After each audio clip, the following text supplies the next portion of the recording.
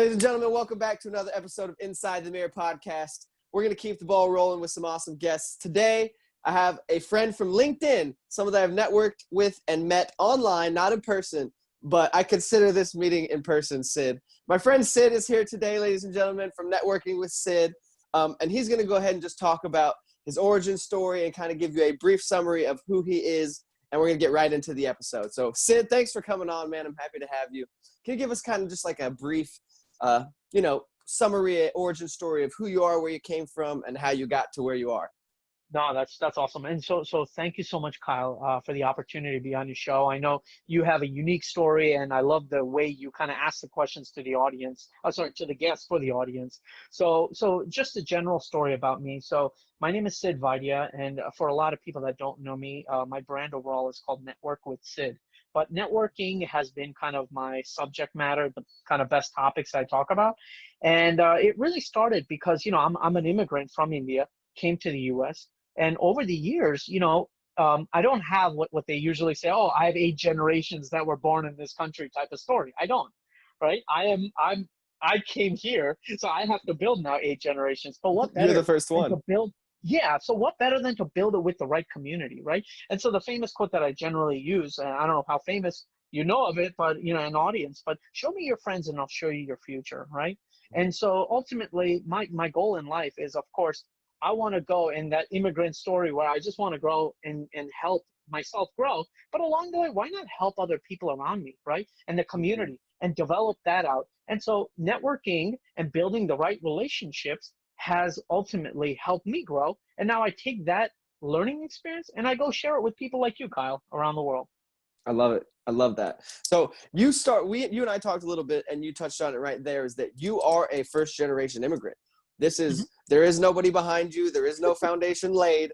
You are the bricklayer of the family and of the future generations. Can you kind of give me a little bit of just maybe some brief struggles, things that you overcame, things that you had to face as an immigrant that somebody like me who was born here wouldn't have to necessarily face? Because there are some pros and cons of being an immigrant, right? 100%. And the challenging part for any immigrant, right? Not just my story, and you will talk to any immigrant out in the world, is that there's always that level of, I need to push a little bit harder to take that extra step. And also not just that step, but who do I talk to? Where do I talk to, right? Like who is there? There's no Uncle Joey or Aunt Sally to go and refer from. There is in the home country I was in, but Sure. Life was different over there, right? So Sure. it has to be understood that, look, what you're going to do as anyone that's really coming into a new area, right? So I came to the U.S., but somebody that might be going to Poland, let's say, or Australia or wherever, right? You have to take the thought that you had from wherever you came from, and you have to compare it to the culture, society, and how you're living in the country now you're in. And that's something that a lot of people kind of have that bit of challenge where they say, well, no, I'm not going to change. I'm going to get people around me to change. It's like there is a level of that. But the truth being told, you also have to mesh into the place that you're living in, because, look, Kyle, you might be 7 generations in the U.S. You're not going to go change your habits right away either, right? So what's cool is that the world has actually become a really nice, mesh of people that understand cultures, especially in the U.S. I mean, you go outside, to the left, you'll see some type of an Asian food store. To the right, you'll see the Spanish, restaurant or something. And it's really just amazing to see that. But, as an immigrant, the ultimate challenge is that, how can I build that level of success that I can then help my multiple generations later on? That's at least from what I kind of gather. And, hopefully, the 15 generations behind me in the home country that I was from, they will say, you know what, this person, for taking this type of a leap and coming here, their blessings will help me kind of move forward and help build multiple generations later in this country. I love that. And the interesting thing for me is, as I live in Dallas, which is a huge melting pot. We have a lot of Muslim community. I live in an Asian community. There's obviously a huge Black population. So I love what you said about America is unique in its melting pot mentality or melting pot of the people that we have. But I do want to ask you, as I talk to immigrants, there seems to be this similarity between almost all the immigrants I talk to, even some buddies I talked to the other day who are from Mexico, that there seems to be this, I don't want to talk down to people from America, so I'm trying to say this politically correctly. There seems to be more of a desire to succeed and to more of a grit. Maybe the word grit is good there. There's more of a grit or a desire to build something sustainable for the family, right? Versus my friends who are from here who just want to be successful, which is not a bad thing. They would like to build a business, maybe have some money, but there's more of a desire and a grit to build something deeper and more sustainable from the immigrants that I talk to. What do you think that is? That as an immigrant, where does that come from? It's very similar to all my friends like that. It's again, from my point of view, and so these are all kind of my points of view. So I respect what you have to say, Kyle. And you know what, my point of view tends to be a lot of other people's thought process as well. Is that simple thing I mentioned, that 15 generations that was behind me in the home country that I was from, right, the place where I originally grew up. Those people's culture and definition of success was based on that country and where they were and things like that, right? But now I'm in a different country. I have to now develop something out of nothing, right? And to, you know, my future generation's good fortune is that I'm very proactive. I want to do something. There are people out there that just say, hey, I'm chill. I love it here. And I'm going to live like the way my home country culture is. But there's that other group that you're talking about, the success kind of mindset one, where they said, look, there is no fallback. There is nothing. The fallback is that I go back to the old country and they're going to get then you're going to get laughed at, right? And so that level of pressure, that is that mindset. And once you can create that type of a focus and say there is no maybe, there's either I'm going to be extremely successful or I'm going to be successful. There's not even a definition that says I'm going back. And when you can create that type of a thought process, then those people are the ones that kind of really grow. And, you know, you can't stop those people from achieving that level of growth. And the interesting thing is, you know, every time I kind of put a dot at success and where success leads and things like that, I can hit that target too easily. And some people may tell me that, hey, why don't you just increase that kind of concept of success, right? Go crazy, go higher. And I said, the trouble is that when you can pinpoint success, then there is no actual way to define success.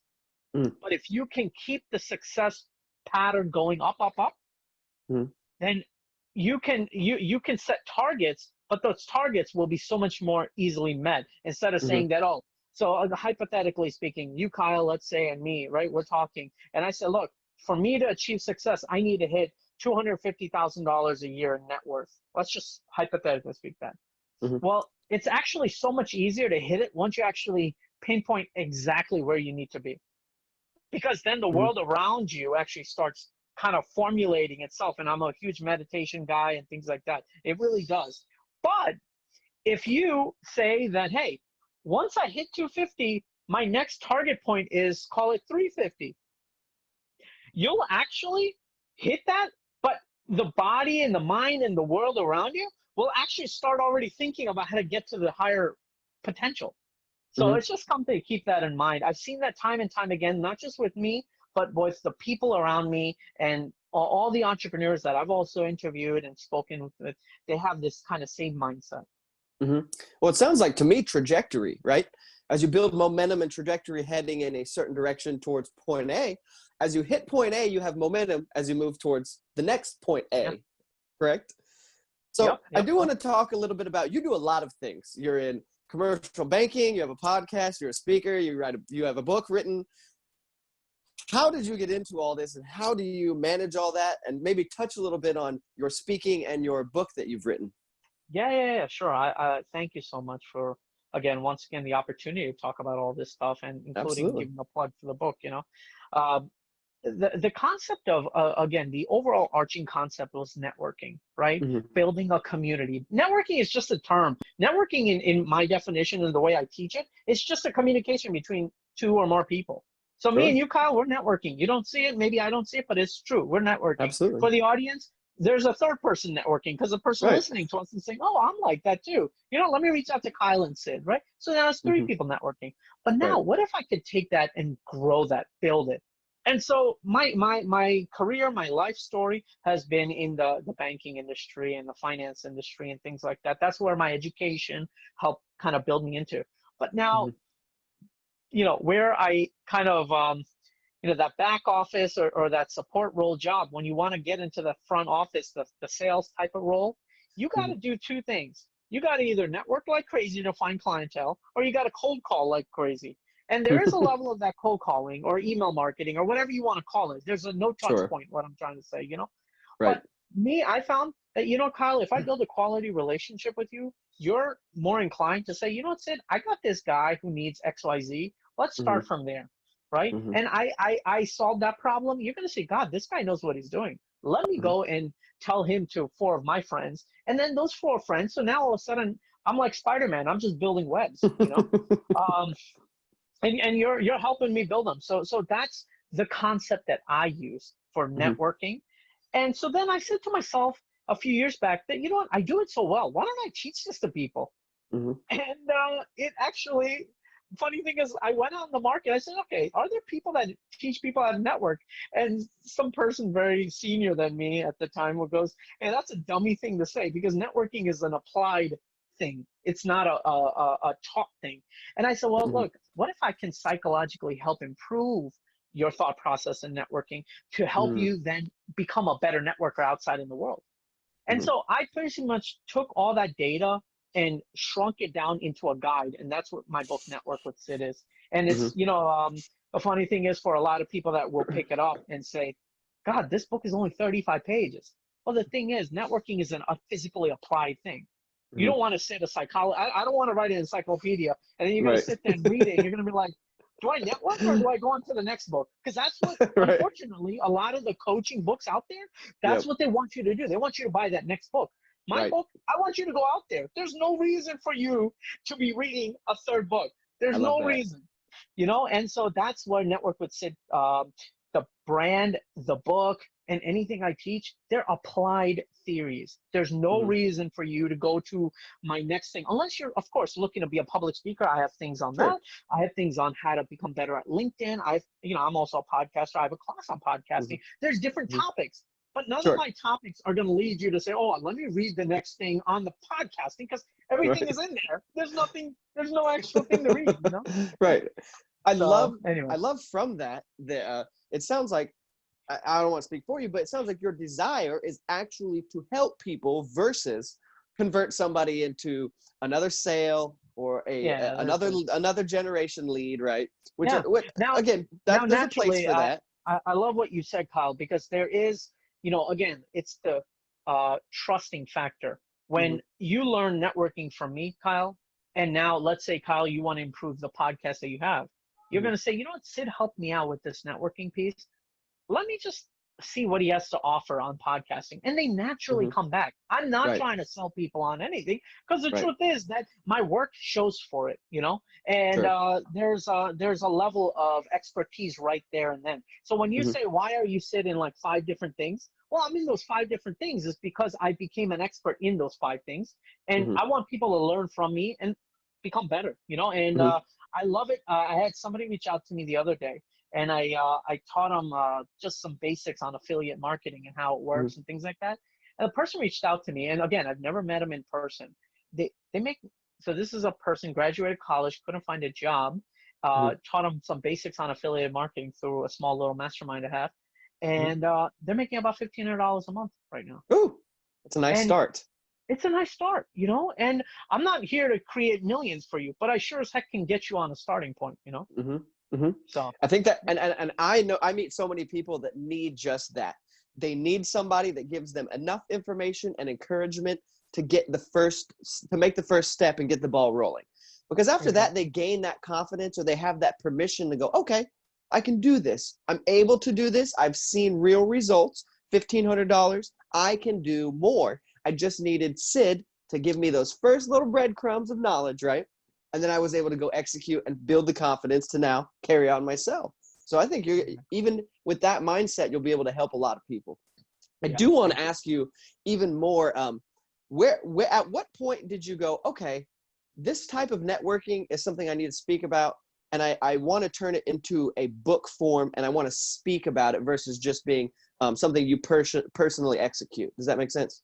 yeah. So you know, the one biggest kind of challenge that most people tell me with my brand overall is that, Sid, you Mhm, have like thousands of hours of content out there talking about mhm, everything in depth, right? mhm, So you want to hear about public speaking? I have like at least 10 videos on my YouTube channel that will go into it. But mhm.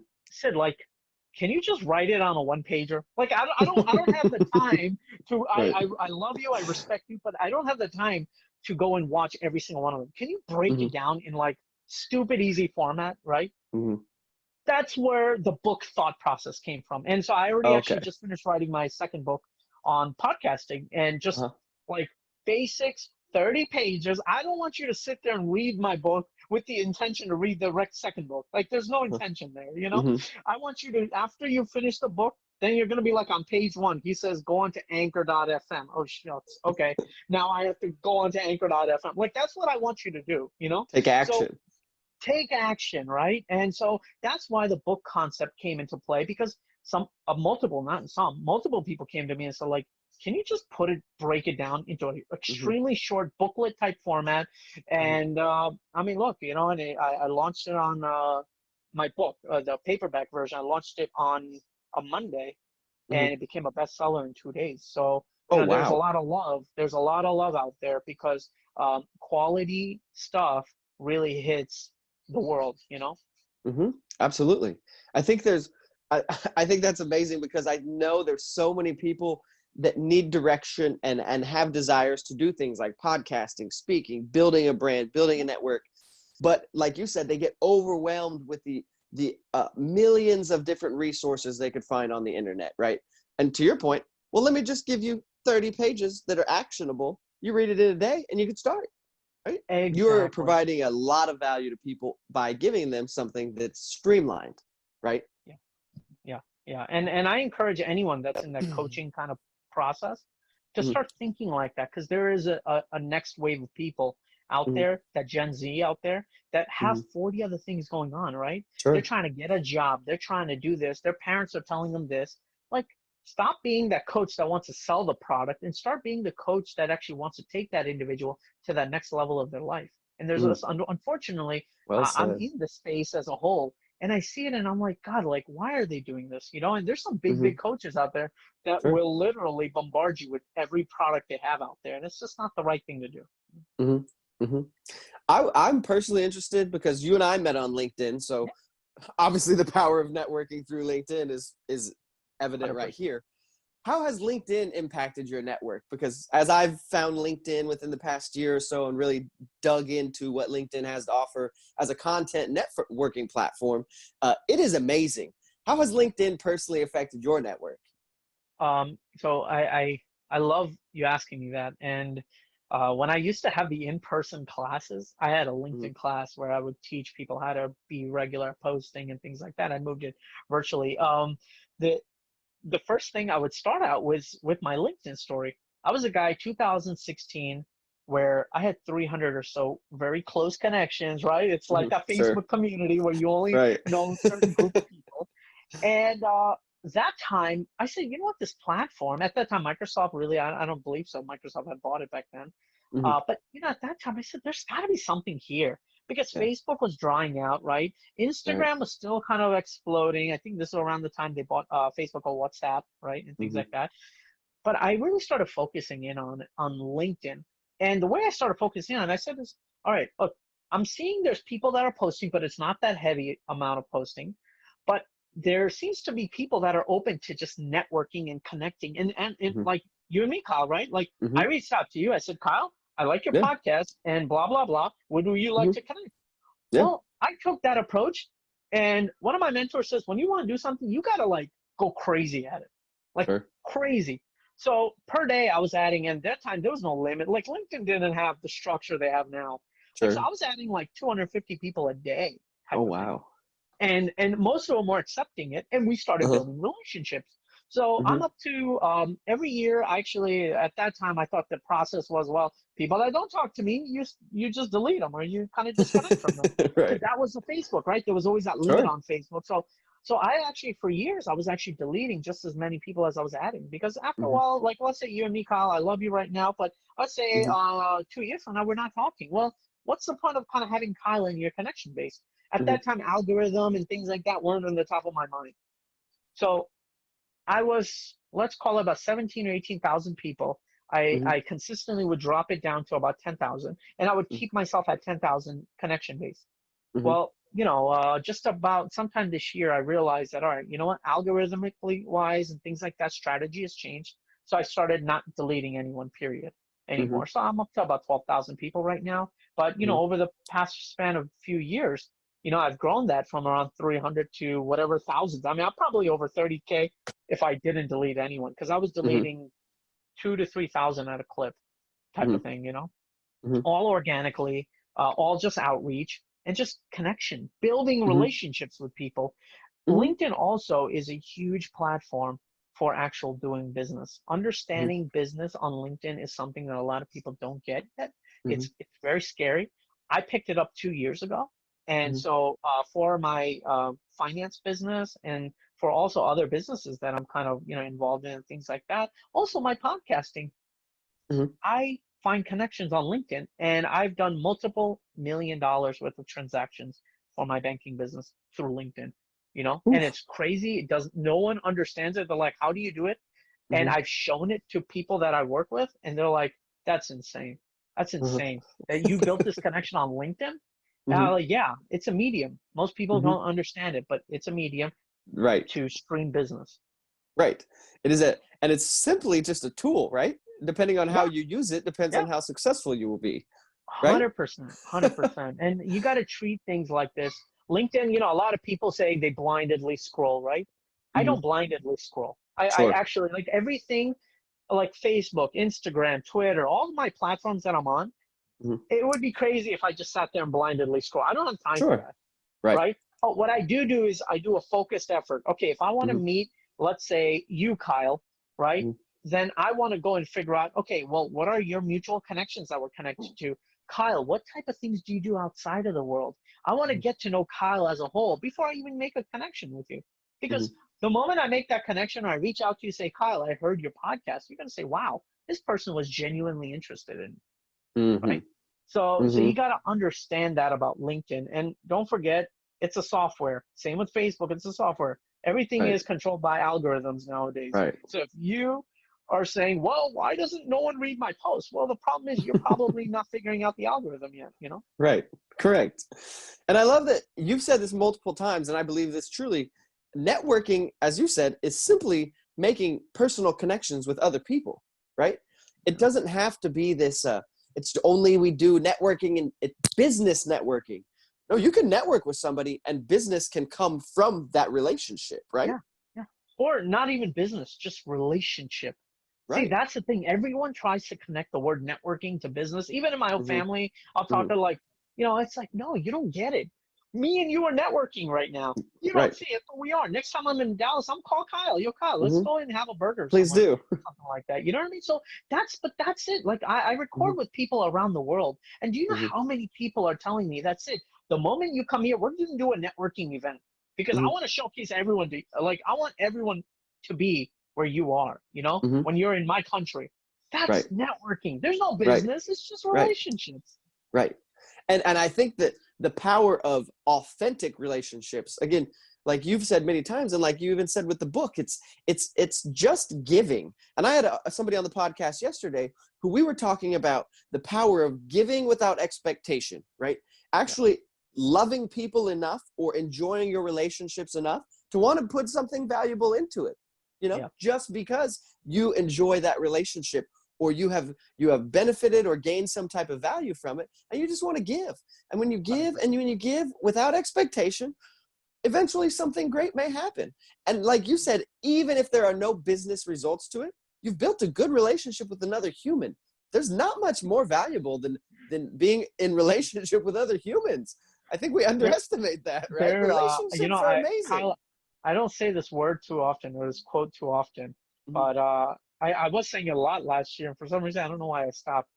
Uh, Humanity still works, so let's just mm, focus on it, right? mm. Humanity still works, and the sad part is that I think a lot of people forgot how to be human.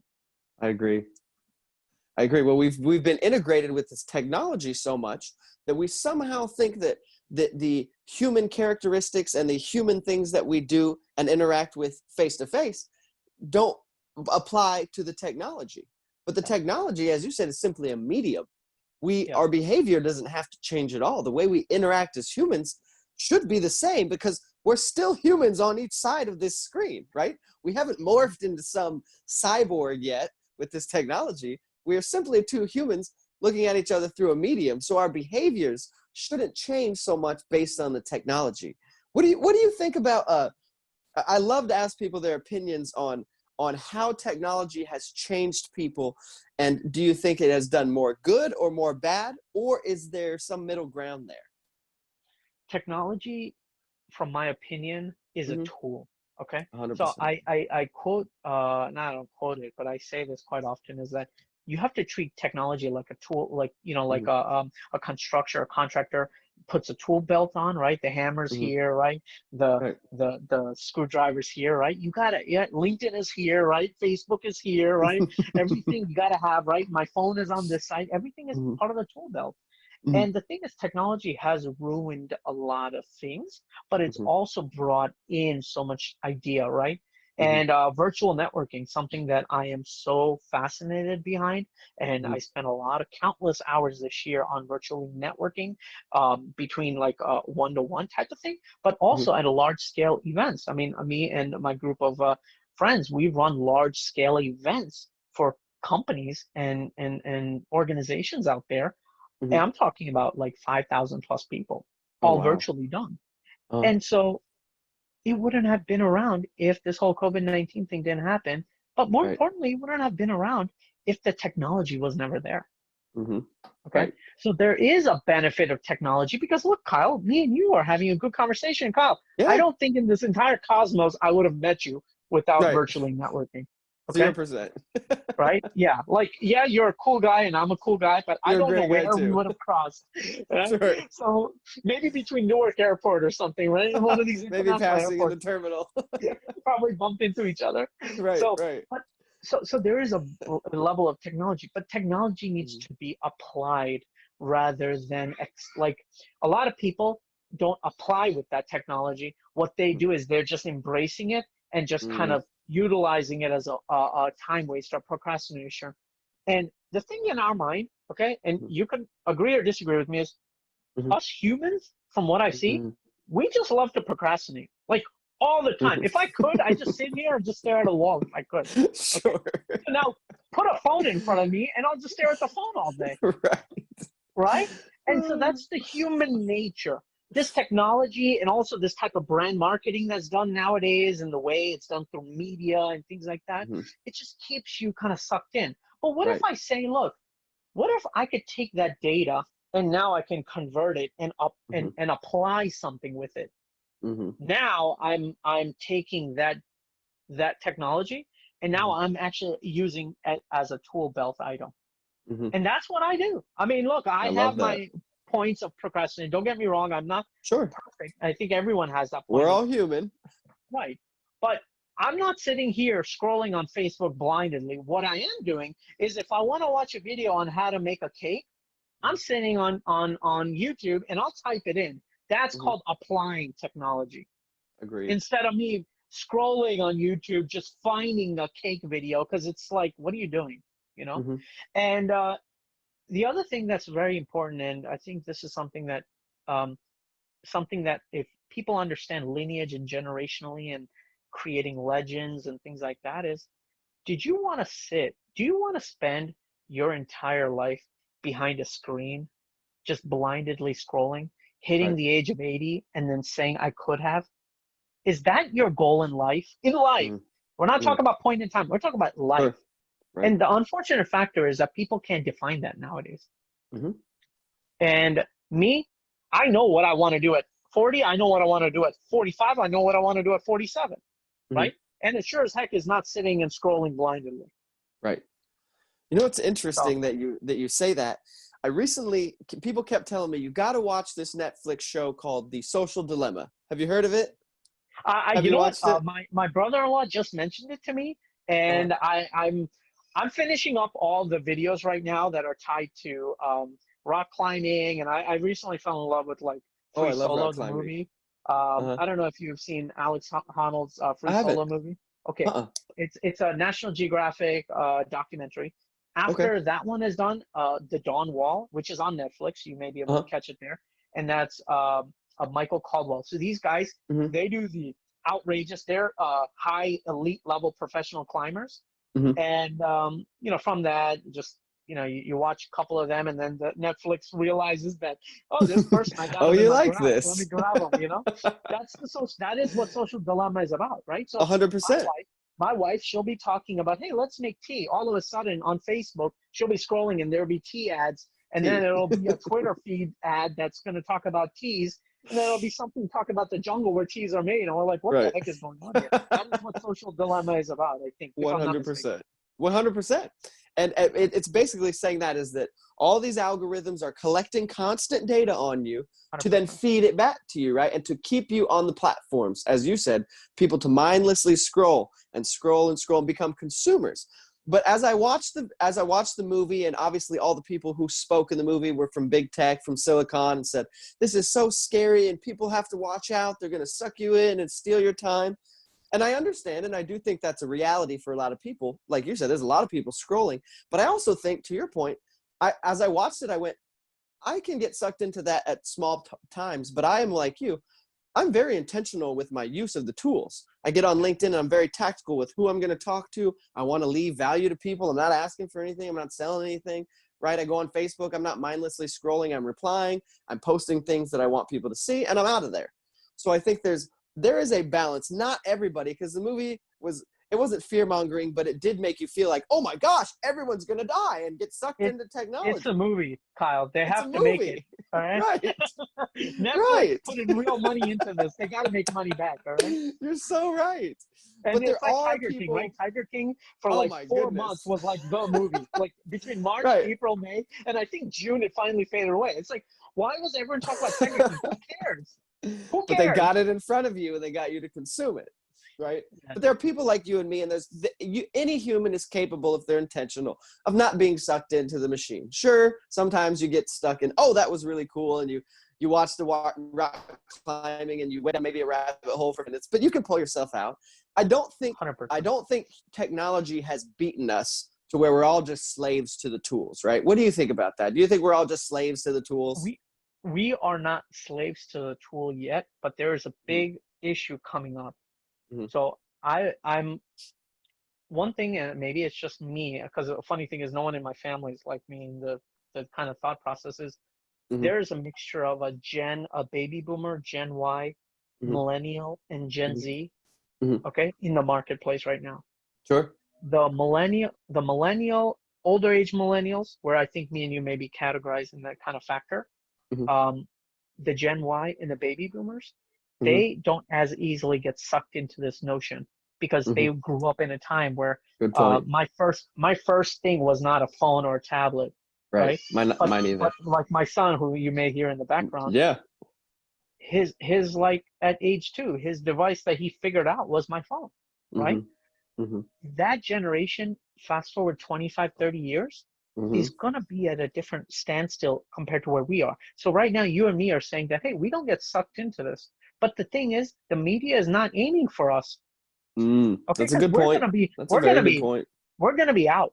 We're gonna Yeah. be much older. Our thought process is gonna be different. But they're after that younger generation that's coming Ooh. into the workforce that's younger, and that's what they're Mm-hmm. after. And Have been catching That's on to right. this for a while, and hopefully I don't, somebody doesn't target me for saying this out loud. But that's what No, I think you're I'm right. noticing that.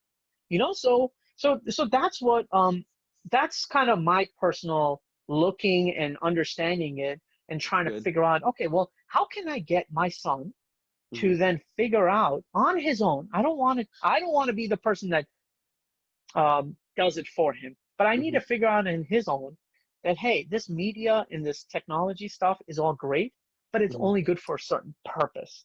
Mm-hmm. And I speak with a lot of young adults, young professionals, young like college student age people, Sure. right?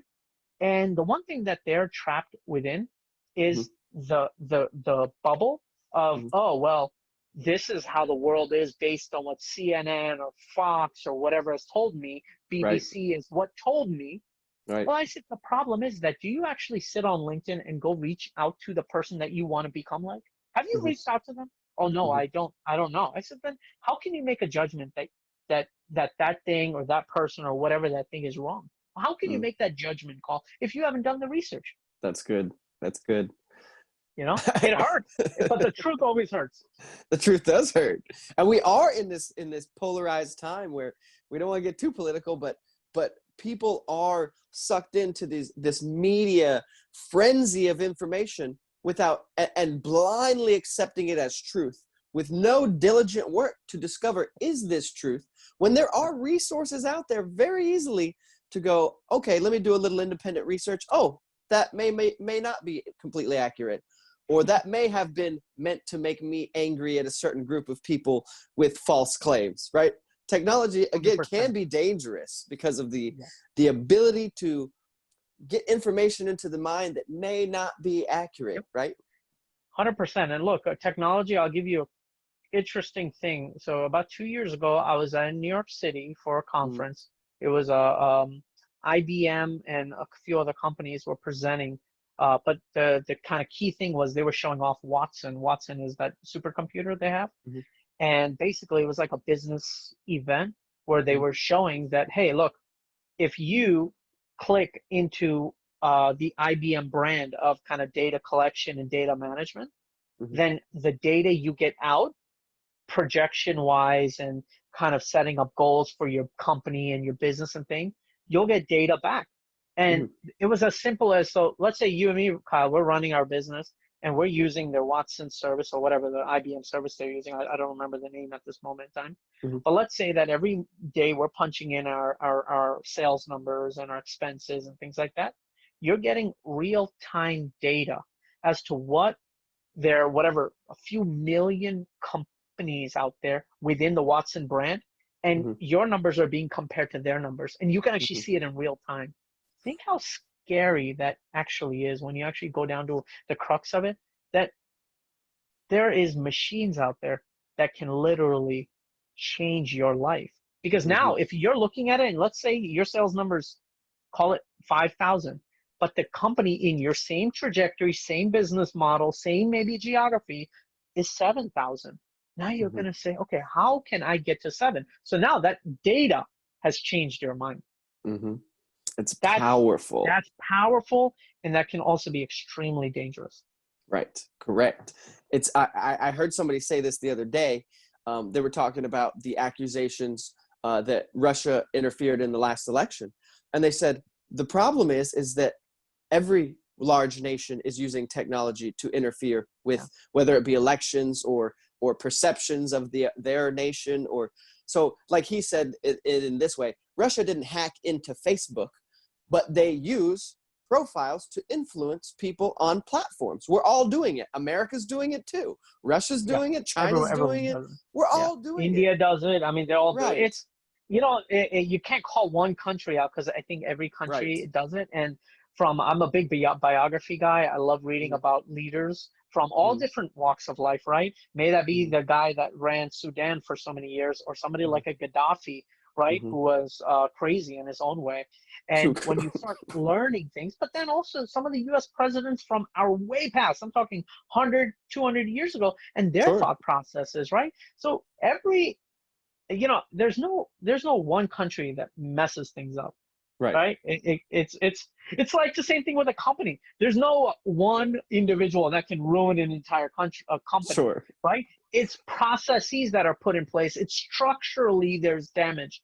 And that's the thing that, people like to pinpoint it on one person so then they can kind of get away from it. But the truth is that one person doesn't just sink the ship. It's a process that sinks the ship. 100%. I love that you said that. One person isn't putting the hole in there and everyone goes, oh, we're sinking, right? Yeah. There are multiple moving parts to that. Yeah. There was an engine problem. There was a captain going towards the iceberg. Like, there's multiple Right. issues. Come on. Right. The Titanic didn't sink from a finger-sized hole, right? Many things went wrong. There was an iceberg. That's hilarious. Where are we at right here? I do want to start wrapping up because I know your time is valuable. I do appreciate you sharing it. But I do have a few last questions for you.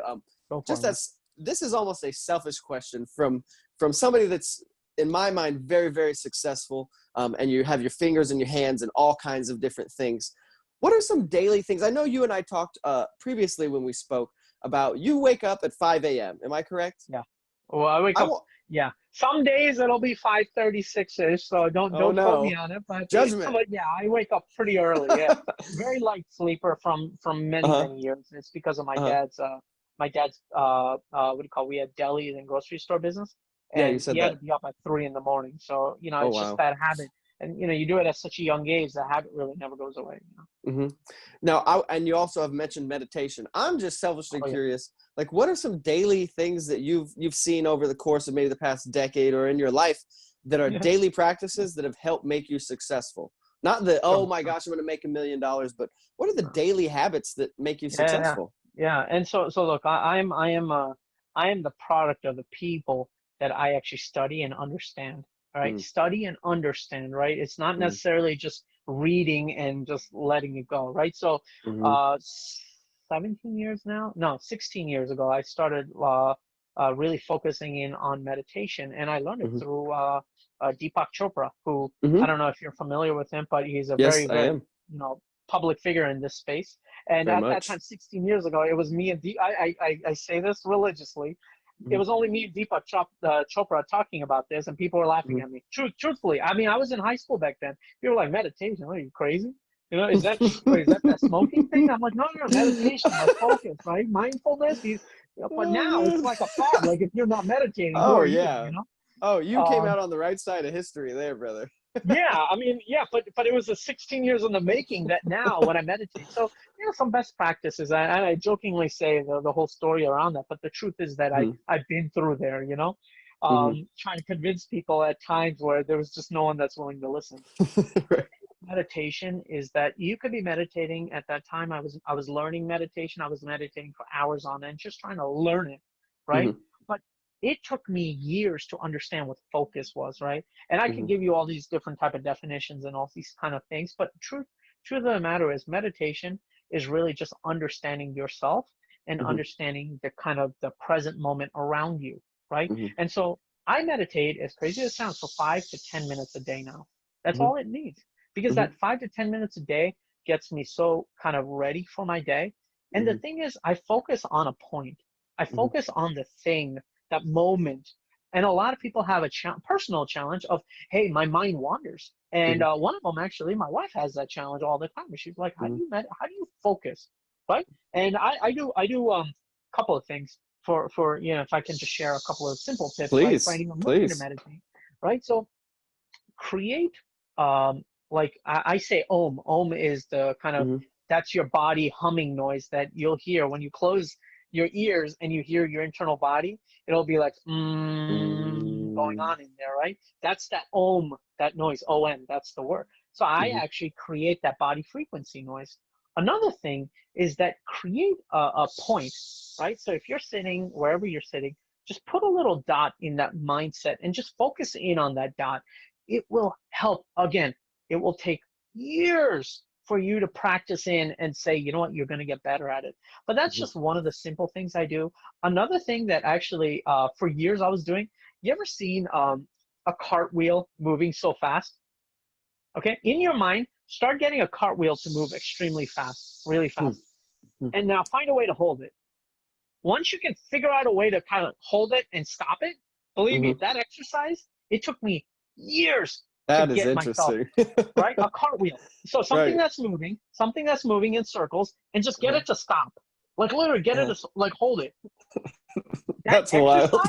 That exercise took me years. And one of my mentors taught me that exercise in the meditation space. And I actually say that now to a lot of people. I'm like, take that cartwheel or that circle and find a way to hold that circle in position. And they're like, you got me to get this thing moving. I can't stop it now. And I'm like, Right. yeah, now use your brain to stop that thing. And they go wild. They're like, you're crazy. I'm gonna like, use that. I love that. It will help. All the other noise that's around you will go away because your main focus will be, how do I get this cartwheel to stop? And that's what I'm teaching. Awesome. I'm not teaching you anything more than just focus. That's all I'm teaching, but I do it in different strategies and things like that. So one thing is meditation. Another thing is that awareness and understanding what your daily routine needs to look like. Early in the morning, I know. And Kyle, look, I reached out to you because of some scheduling issues that we had, right? And things like that. Like, I prioritize what I need to do throughout the day early in the morning. And then naturally things will come. It's just part of life. But you know that, hey, I need to accomplish 2 things today. That 2 things is, well, 1, I need to record with Kyle, and 2, I need to record with blah, blah, blah. Those are my accomplishments of that day. The other middle things in between, eating and going out and blah, blah, blah, that's all part of the process. Right.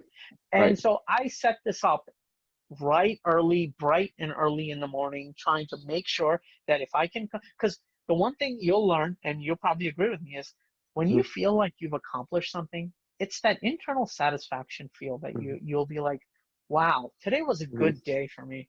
So do that all the time. Right. I'm a big believer in processes, routines. I personally had a leader in a company when I was 20, 21. And he told me, he said, Kyle, you have a lot of talent. You have a lot of skills. You're a good leader. He said, if you do not get a day planner, you will never be as successful as you could potentially be. And since that day, I've lived by my day planner, and it's changed my life because 100%. It gives me as you said, almost a visualization. Can't talk today. A visualization of what my day looks like, what my week looks like. I plan it out in advance. So when I open it, say today on Tuesday, I know I'm talking to Sid this morning. I'm talking to Brianna and Nick later. I have this Zoom meeting, right? So my day is in my mind. I can already visualize what needs to be accomplished. And at nighttime, when I go, this has been checked. It's like you said, it's a feeling of satisfaction going, yes, I did those things that I knew needed to be accomplished today. 100%. And, I actually, I give people, because my book story, for people that don't know, it's very simple, is I wrote my book in 24 hours. But what? Yeah, the book it's just one sitting. And my second book that's going to be coming out end of the year, I wrote that in like 12 hours. Just one sitting and just start writing. And no, actually, no, the current book was one sitting. The original, the Network with Sid networking book, that was like 3 sittings, but pretty much within a 24 hours in over a weekend span. And I tell them it's because I prioritized. I knew it was a weekend. I have a family. I have things going on. But I told my wife that, hey, look, I'm doing this. I'm actually writing this book. It was actually an accountability strategy that I used. So you and me, Kyle, let's just say we're committing to doing something. I call you every 6 hours. And something I do teach, call you 6 hours, say, hey, where are you now with this? Where are you now with this? And if you don't hit these targets, then there's actually repercussions. But also setting an end goal. My goal was by Sunday that, by I think Sunday it was like 5 p.m., whatever the book is, that's it. There's no extra.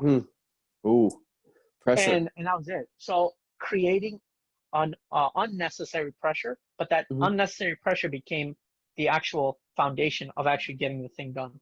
I love that. But that's all tied into what you're talking about. Right. With calendar structures and time management. And, it's weird. I have 6 calendars I work off of that merges into one calendar.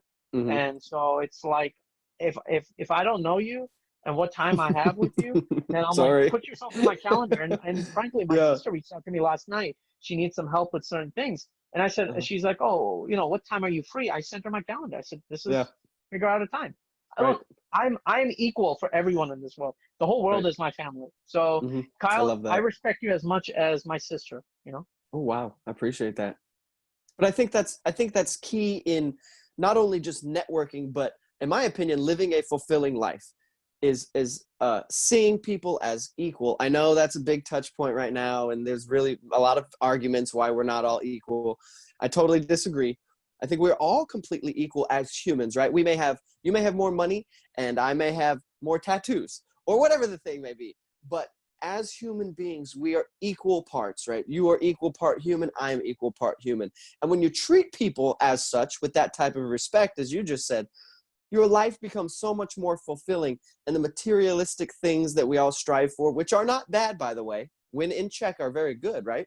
But just starting with the foundation of respecting people as equal part human to you, I think is a life-changing mentality, and something that for me personally, and it sounds like for you, is not just a tactic, but is a strategy for happiness, if I can say that. 100%, man. 100%. And I think as a human, and you'll agree with me, is what better than that personal satisfaction of doing something good for yourself as well as somebody else.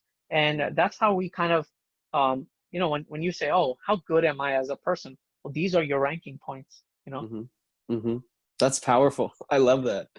Well, Sid, thank you for coming on. I really appreciate it. I've enjoyed talking to you. I enjoy talking to people that are further on the journey and more successful than I. So thank you for giving me your time.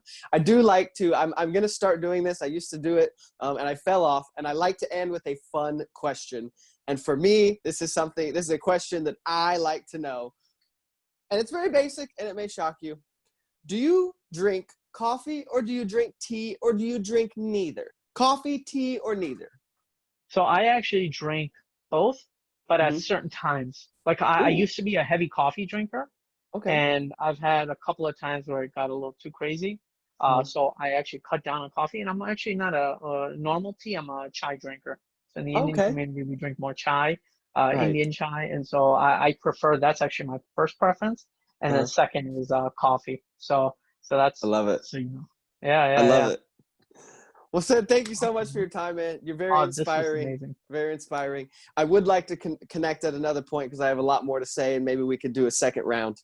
Yeah, that's fine. And listen, I appreciate this, Kyle. Kyle, you're genuinely a unique individual that also asks amazing questions. And for Thank anyone in you. the audience that's listening to this, like Kyle puts on some real work here. Like these questions didn't just come from the air. So please listening to this, and not just this episode, but multiple other episodes. Thank you so much once again. Thank you so much, Sid. You're a blessing, man. We'll talk to you soon, okay? Take Thank care, you. my friend.